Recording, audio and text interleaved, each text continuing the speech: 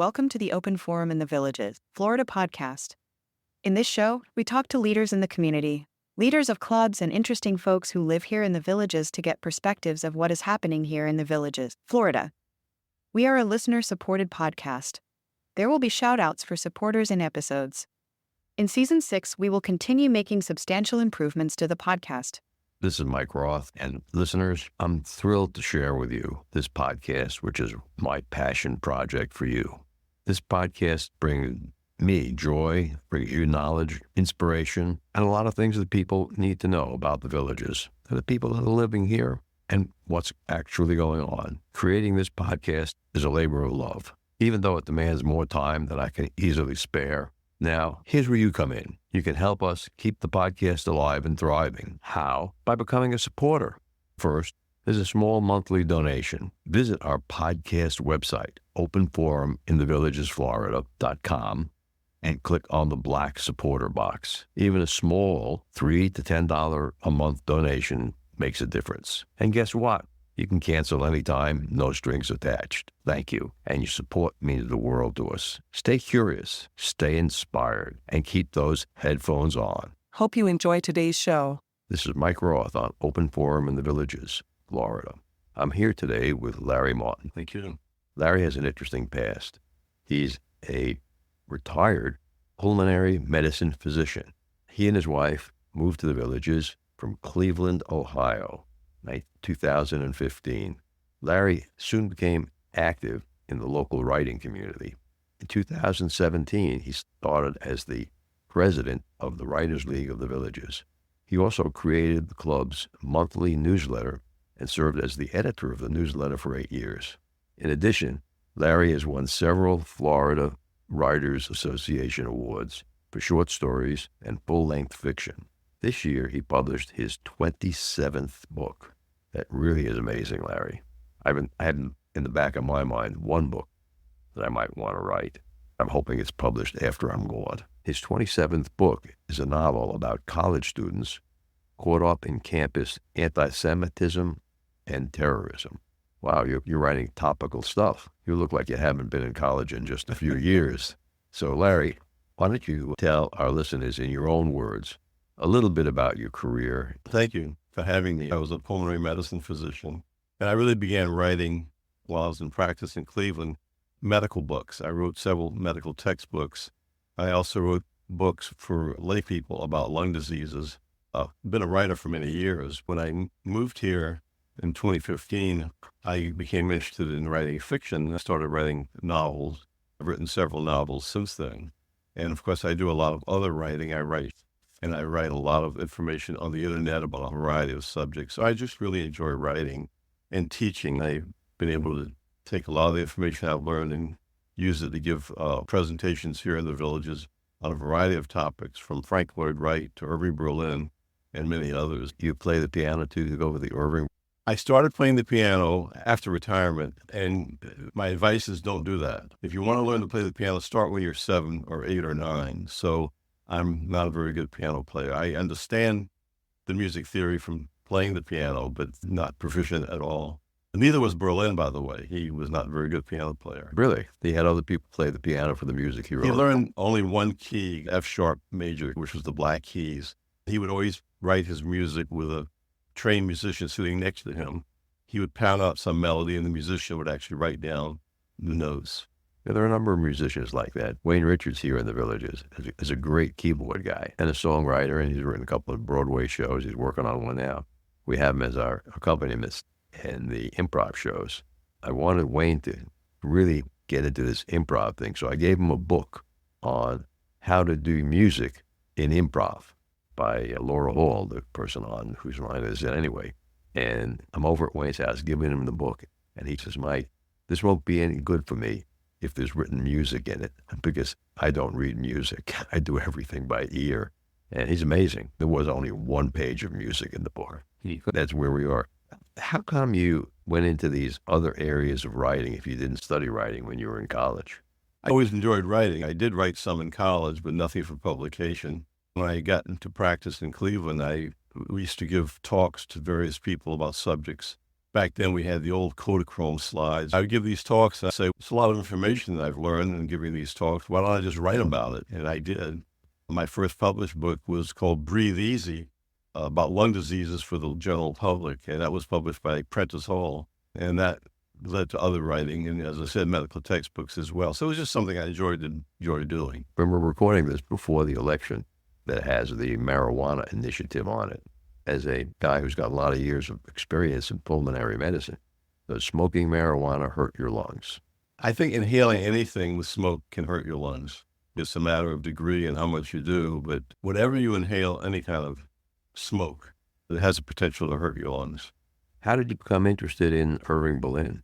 During COVID, I signed on to a Zoom lecture by James Kaplan, who wrote a biography of Irving Berlin. I knew he wrote White Christmas and God Bless America, but not much else. This Zoom lecture was fascinating because I learned that Irving Berlin had no musical training, no education beyond the 7th or 8th grade. He dropped out of school, left home, and became a genius, a musical genius. It struck me as fascinating because I was struggling to learn music. So I then read 5 other biographies of Irving Berlin, and I began putting together a webpage about Irving Berlin, began creating a PowerPoint lecture. So it's one of those subjects, and there are others, that just caught my interest. I became obsessed with it. I see you write PowerPoint presentations, which is a little bit unusual for most of us here in the villages. Yes, I do give PowerPoint presentations. There are a lot of discussion clubs in the villages, like over a dozen discussion clubs, and I've given talks at a lot of them, on one of them being on Irving Berlin. I've been able to embed his music within the PowerPoint. So when I show the PowerPoint, I click on the music, like Kate Smith singing God Bless America, and people love it. When I embed it into the PowerPoint, it really draws a lot of interest. You may know I'm teaching an AI course for the Enrichment Academy, and first one we did last month sold out in 24 hours. I added 10 more seats, and those seats went in the next 24 hours. So we'll be teaching it again in the spring-summer semester. I put in for 2 more sessions. One of the guys actually creates the PowerPoint deck for you with a script, music if you want, and just a set of words that you want to describe it, and then you can edit it. When I was teaching the class, I put together the first draft of the course PowerPoint by AI. In the end, I used about 40% of it because it creates nice slides. You wrote a book about hyperbaric oxygen therapy. Why did you do that? I've given lectures on hyperbaric oxygen because there's a big hyperbaric oxygen facility here in the villages you may have heard of. Oh, yeah. And Dr. Amir has been Yes. on one of my podcasts. I visited it when it first opened up during the COVID years, and I realized that there's something I was very interested in because I was a pulmonary medicine physician. So I put together a PowerPoint presentation, and I've given that to the science club here in the villages, and I have a website about it, but I haven't written a full book on it. Does hyperbaric oxygen help regenerate brain cells to stop Alzheimer's disease? The data shows that it certainly helps people with cognitive impairment while they're under treatment or right after treatment. There are not yet any data about the long-term effects if it's sustained over years. And there is a hyperbaric oxygen wound care center in the villages as well. Then I see you have a high interest in the Israeli-Palestinian conflict. Yes. How did you develop that? We had not traveled to Israel for many years until 2017. We did our first trip to Israel with Rhodes Scholar, and I realized how much I did not know about the conflict. And when traveling around the country, I learned quite a bit. And I came home wanting to learn more, so I did a lot of reading. Then we went back again 2 more times, the last time. And over these years, in 3 trips to Israel and reading many books, I got to be fairly aware of the total history of the conflict, which, as most people know, goes back well over 100 years. It didn't start just after they declared independence in 1948. It really started When the British had control. even before that. It started in the 19th century, in the 1880s, when Theodore Herzl was publishing, and many Jewish people from Europe were migrating to Israel. And then there was Arab-Jewish wars, the conflicts and battles back starting in the early 20th century. I learned a lot about it. And like every other subject, I decided I'm going to put together a PowerPoint and present information and teach about it. So I also created websites. So that's the pattern. I get interested in the subject. I write about it. I create websites. I give a PowerPoint.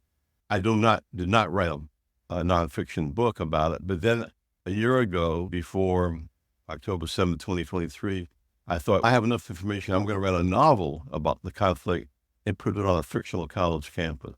And I did, and that's the book that you referred to. Ah, okay.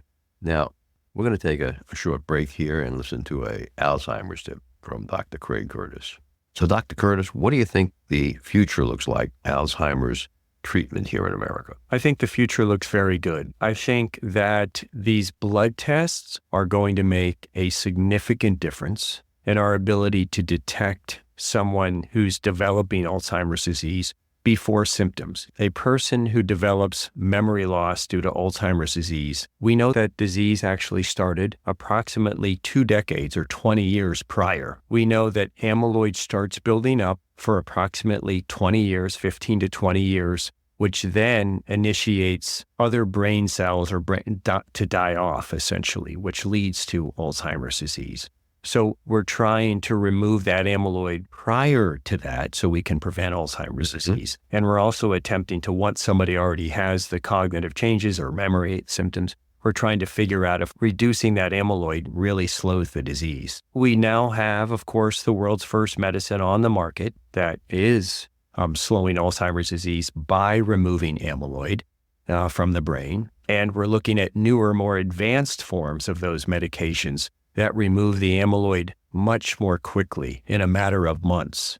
So that's very exciting. With over 20 years of experience studying brain health, Dr. Curtis's goal is to educate the Villages community on how to live a longer, healthier life. To learn more, visit his website, craigcurtismd.com, or call 352-500-5252 to attend a free seminar. Thank you, Dr. Curtis. Larry, let's do a change of pace and talk a little bit about self-publishing by authors, especially here in the Villages. Is that a good idea? Great question. There are several hundred active writers in the Villages, and well over 95% are self-published, which means they are arranging to publish the book on Amazon themselves, or they may hire a company to do it for them at some considerable expense. That's still self-publishing if you're paying the company to do your book, because a traditional publisher doesn't charge the author, they pay the author. Right. I've put together a PowerPoint on this subject called "The Good News, It's Easy to Self-Publish. The Bad News is It's Easy to Self-Publish." So the exact same statement for good news and bad news. That's a little surprising. I know that most self-publishers don't make any big money out of publishing their book. It's more like vanity. Vanity is a bad word. It used to be a vanity press, and it's now been replaced by Amazon, where you can do it yourself and not pay much money. Self-publishing is a way to get out your book with very little expense if you want. You can advertise it, give it to friends, give it to family, whatever you want to do with it. The good news is it's really easy to self-publish today. The bad news is because everyone's doing it. There's 2 million self-published books a year. So you put your book out on Amazon and you think this is the greatest book ever written, but who's even going to know about it? Or you've got to advertise it, publicize it, market it. And most self-publishers, myself included, are not very good at marketing and advertising our product. We let it sit there. And that's a problem with self-publishers. We love to write, we want it out there, but then we don't do the work needed to get it before the public ahead of all those other 2 million books. 2 million is a lot of books a year, and that's a sales job, plus all the multiple millions of books that have been published since Gutenberg invented the printing press. And only a few, relatively speaking, become successful. The good news in the Villages is that when I first started working with Writers League of the Villages, we could not get our books in Barnes & Noble. And now they've had a new management take over the last couple of years, and now they are putting our books in Barnes & Noble. My new book, the novel I mentioned, From the River to the Sea, is in Barnes & Noble, as well as another book I wrote about the Villages called What Just Landed in the Villages. It's a fictional story. If you go to the Barnes & Noble in Lake Sumter and go to the local authors section, you'll see a lot of books by Villages there. And WLOV also has a shelf called WLOV Books. This is new and this is good, but it still requires advertising, telling people about it. Barnes & Noble does not themselves advertise. No, I've never seen Barnes & they Noble don't advertise. It's up to the authors. Put it on Facebook, tell your friends. The author is responsible for doing that. How many books have you sold? Not a lot. You hope to sell maybe 1 or 2 a week. Barnes & Noble is a great store. It's huge. I'm talking about one shelf in one tiny section. It's near the cafe, by the way. But That's an advantage. the more you advertise, the more you put on Facebook, the more you tell people, then the more you sell. It's gotten good reviews on Amazon, but still, it's a matter of getting it known. So how many of the authors in the Writers League of the Villages have been successful at making some substantial amount of money from writing their books? I can think maybe less than 5 Less than 5. that I know of personally. We had one lady who's an author, who's very successful in writing here in the Villages, and she writes romance novels under at least 2 different pseudonyms. She made me promise not to use her real name in the show, but her latest book is called Rockstar, because she was the wife of the road agent for the Rolling Stones. She wrote the book Rockstar about some of the experiences that she had. It's an interesting business. I spent a lot of years out in L.A., authors trying to sell their scripts to Hollywood, dishonest Hollywood agents. There's one other aspect about self-publishing I should mention. People who are retired would have a very hard time getting an agent. They usually want younger people who have more years to write more books. You should get an agent if you're in your 60s or 70s. It could take years to get your book out there. A lot of people don't want to wait. They want their book out sooner. And that's another reason to self-publish. Yeah, self-publishing gets them out faster, but it's also got to be self-promoting. And my daughter wrote a book a couple of years ago. It's a nice book on fixing your psychology, molded by your parents and by the last 75 years in your family, the way your parents were molded, and fixing it. She's been very successful in selling the book. She's number 1 in her category on Amazon. What she does is she gives away the Kindle copies, say 1 day a week, and then she uses the book to get her name in front of corporate America, where she's hired as a consultant or to come in and give a speech to their people. And that's worked very well. She has very few private patients anymore. And then she just finished turning the book into an Audible book. She insisted on reading it herself. I did one of my books with Audible, which is an Amazon company, and there are options. It's priced, so you have to pay money, obviously, to do it, but you can share the profits with the person who's reading your book, or you can pay the full fee up front. So either way, it's unusual, in my experience, for people to make money on an Audible book. It costs a lot of money to do an Audible book. I would bet it should cost between $5 and $20 grand. These people who read the book for $500, you're not getting a good reading. I could put one of my AI voices on a book for $400, but it doesn't make any sense. It sounds like AI. The newest ones don't really sound like AI. They are, and there's a cost for the AIs, but there is a difference between using a really good actor. I know Mark Newhouse used a great actor for his book about the Holocaust, and that made it a very difficult book to read, easy to listen to. And I think he made a very good decision about turning his book into an Audible book. How'd you get the idea for this new book of yours, River to the Sea? That's the novel about love and conflict on an elite college campus. So I gave a lecture on the Israeli-Palestinian conflict in early spring of 2020. There was a discussion group afterwards, and a lot of the discussions was blowback from what I was trying to explain. I was rather surprised by some of the opinions that were offered. I remember thinking, how do these people get this idea that Israel's completely at fault for the conflict? This is now before the October 7th, 2023 massacre. This is the spring of 2023. I realized that colleges were not teaching students the history, that they simply were not learning what had actually taken place in the last 100 years. And I wasn't going to write a nonfiction book. There's a lot of dozens of nonfiction books, and I'm not really an expert. But I said, I can write a novel about this. So I created this fictional campus outside of Chicago. I put students in it. I had the novel revolve around the anti-Semitism that was flowering in the college. This started in May of 2023, and I finished in September of 2023. When I finished the book, I had it placed in the mid-2020s. And then October 7th happened. I said, my goodness, this book is out of date. It's ridiculous to talk about what could happen when it's happened. Mm-hmm. So I went back and edited the book to make the whole thing take place before October 7th, 2023. Mm-hmm. And the very last paragraph, the female protagonist is in Sderot, which is a town near the Gaza Strip, looking out over the border fence and saying to herself, gosh, they could come right over this fence and attack us. But what are we going to do about that? And that ends the book. Mm-hmm. Because when we were in Israel, the concern then was only about missiles, and they had bomb shelters everywhere. So I made a prelude to October 7th, 2023, but it's a novel. It's got some sex in it, not graphic, and it's got a lot of history. The history is all nonfiction. It's presented in a series of discussions and lectures, and the characters are fictional. And it's a love story. There's a young girl, a young boy, they're in the college. He wants her to get in bed with him. She says no, and then something happens, and it's that type of novel. So it's written to be interesting and informative. And again, it's in Barnes & Noble. Okay. You've written these 27 books. You probably have a few more kicking around in your head. If you could go back and give the younger Larry Martin in his 20s some advice from the older Larry Martin, what advice would that be? I think I started writing fiction without knowing what I was doing in terms of the rules of fiction.